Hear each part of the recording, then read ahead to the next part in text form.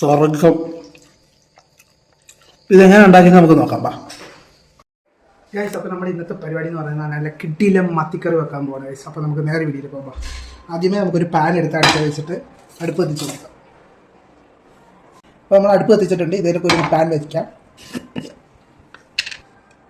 2 spoon മല്ലിപ്പൊടി, ഒരു 1.5 spoon മുളക് പൊടി, 1/4 ടീസ്പൂൺ മഞ്ഞൾപ്പൊടി, ഒരു ചെറിയ സ്പൂൺ വറുത്ത ഉലുവാപ്പൊടി, ഒരു 2 ചെറിയ സ്പൂൺ കുരുമുളക് പൊടി ഇട്ട് കൊടുത്തിട്ടുണ്ട്. ഒന്ന് മൂപ്പിച്ചെടുക്കണം.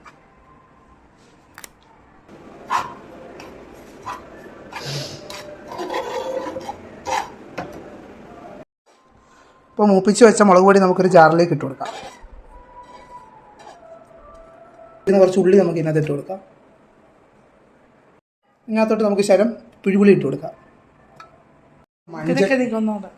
നമുക്കിനി നല്ലൊരു മൺചട്ടി എടുക്കാം. നമുക്ക് ഇഞ്ചി വെളുത്തുള്ളി ഇട്ട് കൊടുക്കുക ചട്ടിയിലേക്ക്. അരിഞ്ഞു വെച്ചേക്കുന്ന പച്ചമുളക്, ഇതിലേക്ക് നമ്മൾ അരച്ച് വെച്ചേക്കുന്ന അരപ്പ് നമുക്ക് ചേർത്ത് കൊടുക്കാം. ഇതിനകത്ത് നമുക്ക് ആവശ്യത്തിന് ഉപ്പൂടെ ചേർത്ത് കൊടുത്തതിന് ശേഷം നന്നായിട്ട് ഇളക്കി കൊടുക്കാം. ഇനി നമുക്ക് കറി എടുത്ത് തിളപ്പിക്കാൻ വെക്കാം. അപ്പോൾ നമ്മുടെ കറി നല്ലോണം തിളച്ച് വന്നിട്ടുണ്ട്. ഇതിട്ട് നമുക്ക് നല്ല നാടൻ കുടംപുളി ചേർത്ത് കൊടുക്കാം. ഒരു ചെറിയ തിള വരുമ്പോഴത്തേക്കും നമ്മുടെ മീൻ വെട്ടി വെച്ചേക്കുന്ന മീൻ ചേർത്ത് കൊടുക്കാം. നമുക്കിനി ഇതിനകത്തോട് കറിവേപ്പില ഇട്ട് കൊടുക്കാം.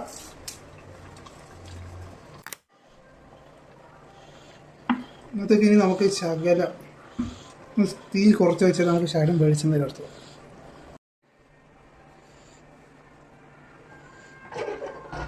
മീൻ ഉടഞ്ഞു പോകാതിരിക്കാൻ നമുക്ക് ചെറുതായിട്ടൊന്ന് കലക്കി വെക്കാം. എന്നെ കാണിക്കാം. നമ്മൾ ചൂട് 2 പൊറോട്ട എടുത്ത് നമ്മൾ പാത്രത്തിൽ ഇട്ടിട്ട് നമ്മുടെ ഇത് ഇളക്കാതെ മത്തിക്കറി